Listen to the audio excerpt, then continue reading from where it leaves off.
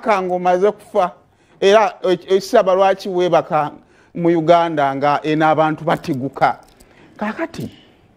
tuba tuliawo tulaba akawala kali ku social media kamagula amaaso kakaluzi kakagenda okuyanja nga katugamba nti kawala ka Geoffrey Lutaya ntugamba ish tata payasi mulimu ngago kwasiza maanyi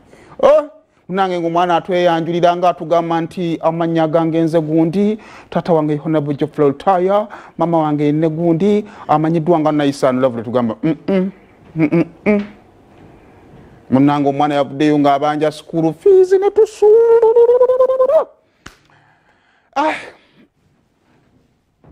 omwana agamnanga ali mu senior 4 amasimu ga taata agakubako taata bawulira eddoboozi lye taata ng'ajjako munange erifoni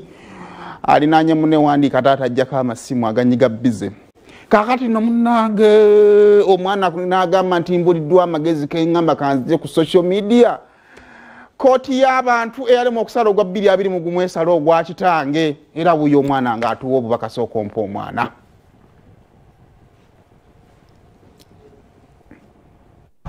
My father is called Honorable Geoffrey Lutaya. My mother is called Naisisiji. Abanjugo manyinga Naisan Lovely. Chingese wano lunaku lwaleero kulera video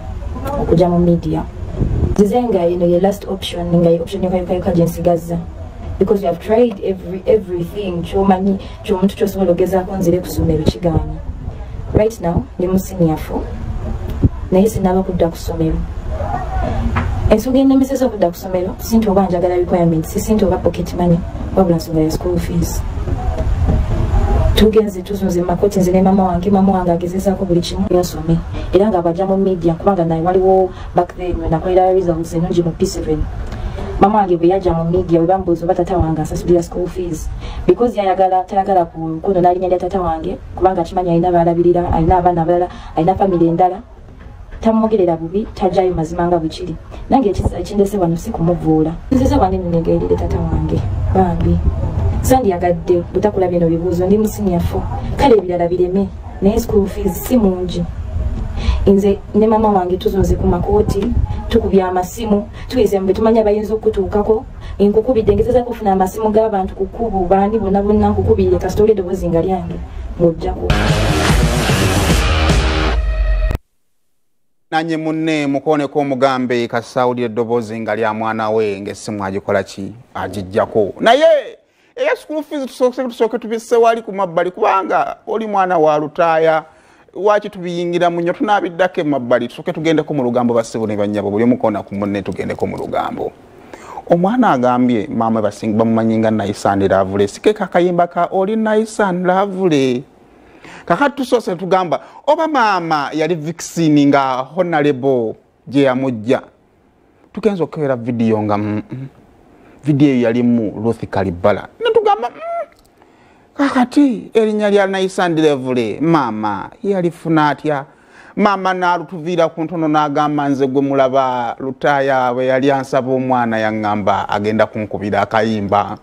ababadde wawo ne bakona kuba naye bagamba nti abayimbi olumu obuyimba babakuba bakwana. Maama yatutegeezezza nti baamusaba omwana naye n'asaba kyayagala n'agamba nti akayimba ako ke mulaba yali dedication eri omukyalo oyo ng'akyayaka ng'akyali mata yagamba akayimba ako kaali kake ate awo wendabidde buli muntu n'omulimu gwe owa TV akutumirako ow'ennyama akutemerayo kakupoota n'omuyimbi akukubira akayimba kakati omukazi akakasa n'okulumiriza alumiriza nti akayimba ko kaali kange bakamperezera nti bw'ogatta obuwanvu bw'akayimba n'emyaka gy'omwana 17 bakwatagana kati bakulu bannanga abaaliwo nga muwodde nnyo ku kyalo kuno kituufu akayimba kaweza emyaka 17 sooka ompa omukyala nga atubuulira nti akayimba ko kaali ka mukwano oli Naisan Lovely. My father is called Honorable Geoffrey Lutaya. My mother is called Naisisiji. Abanjugo manyinga Naisan Lovely. Oli Naisan Lovely. Abawalo basinga nnyo. Oli Naisan Lovely. Obasinga basinga nnyo. Kugira nti olimba Naisan Lovely na omukazi yalweteekako yali ayimba bizibu taata wetukira byangamba muzaalira omwana naye mbuuza nimubuuza onooga ate nga nkuzaalidde omwana yangamba zani njagala omwana nimugamba oyagala omwana nagamba kuweesa onzaalidde nimugamba nze nyindira oluyimba ko nali saagala nnyo sente nali mwana muto sina kyendala nagamba oyimba oluyimba nangamba kale ngenda lukula era ebiseera bwe nafunira olubuto mwe yayimbira oluyimba nali naakazaala bye biseera ababinonyeza binonye lwalonkinga nayitandalaku ate n'ekirala togamba mbweka kuteeka yalina emikisa taata wali wagwa mu music naye bwe wayimba nice and lovely toddanga mabega mpaka ate tudda mabega talidda mabega yali yagwa mu music nasanga ze zikakkanya ali awo naye kasa yayimba nice and lovely taddanga mabega ate talidda mabega yagamba mu bizigo lwase yagamba tolyonyereza ya mikisa weeziri aliyimbyeko olw'eibanda nako n'akateekamu kuba ndi w'eibanda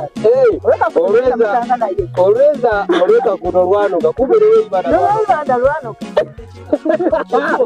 mutayimba naitanawe yali asemale ene muntuli onyala baguwa mukisa kuwemu mikisa diva ibanda nvaako ekyomuwendo kyosinza abawala bagi olina esanlavule tokiyita kyangu nnyo kumufuna omuwala alina esanlavule omusajja nze